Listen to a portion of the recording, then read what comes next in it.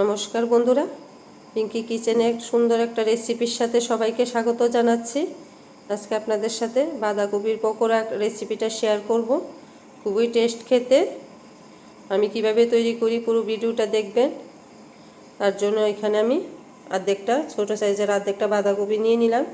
সামান্য পরিমাণ নুন দিয়ে একটু ভাপিয়ে নিয়েছি, না নিলেও হয়, তবে কাঁচা গন্ধটা যাতে চলে যায় তার জন্য একটু ভাপিয়ে নিলাম। আর এখানে পেঁয়াজ আর কাঁচা লঙ্কা কুচিয়ে নিলাম, আর নিয়েছি ধনেপাতা কুচি, আর নিলাম সুজি, ময়দা আর চালের গুঁড়ো। তাহলে সবগুলি উপকরণ এখানে সবগুলি দিয়ে দিচ্ছি। সন্ধ্যার টিফিনে স্ন্যাক্স হিসাবে কিন্তু খুব ভালো লাগে খেতে। বাচ্চা বড় সবাই পছন্দ করে এইসব খাবার খেতে।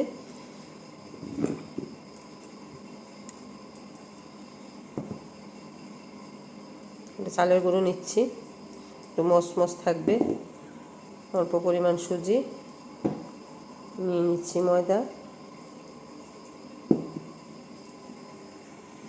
দিয়ে দিলাম, একটু চিনি দিয়ে দিচ্ছি, নুন তো ভাপানোর সময় অল্প পরিমাণ দিয়েছিলাম। আর দিয়ে দেব গোলমরিচের গুঁড়ো। আপনারা ইচ্ছা করলে গাজর গ্রেটারের সাহায্যে গ্রেট করে দিতে পারেন। দিয়ে দিচ্ছি গোলমরিচের গুঁড়ো, আর দিয়ে দিচ্ছি হলুদ গুঁড়ো। সবগুলো উপকরণ ভালোভাবে মেখে নেব। ইচ্ছা করলে কাশ্মীরি লঙ্কা গুঁড়ো আর চাট মশলা ব্যবহার করতে পারেন, আমি দেইনি। আমার লঙ্কার গুঁড়োটা পুড়িয়ে গেল। এখন সবগুলো উপকরণ ভালোভাবে মেখে নেব।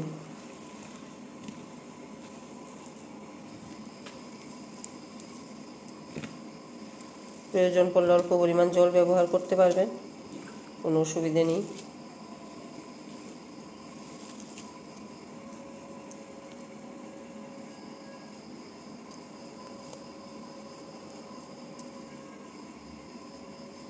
দেখুন বন্ধুরা, পকোড়ার মাখাটা একদম কমপ্লিট আমার মাখা। আর এখানে আমি তেল গরম বসিয়ে দিলাম, সাদা তেল। পকোড়া বলতেই বড় ছোট সবার মুখে জল চলে আসে। সন্ধ্যার সময় পকোড়া একটু হলে চা খাবারটা খুব জমে যায়। তার জন্য এই রেসিপিটা শেয়ার করছি। এখন তো বাঁধাকপির সিজন, খেতে খেতে একঘেয়েমি ভালো লাগে না, তখন আমরা সন্ধ্যার সময় এই জলখাবারটা তৈরি করি।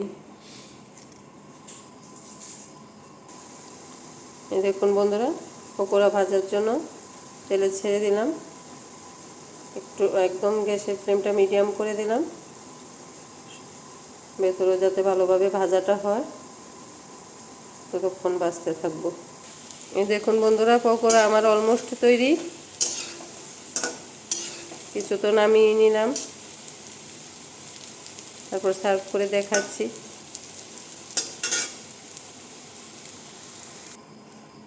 এই দেখুন বন্ধুরা, পকোড়াগুলি দেখতে কীরকম লাগছে। খেতে কিন্তু খুব মচমচ হয়েছে, খুবই টেস্টি।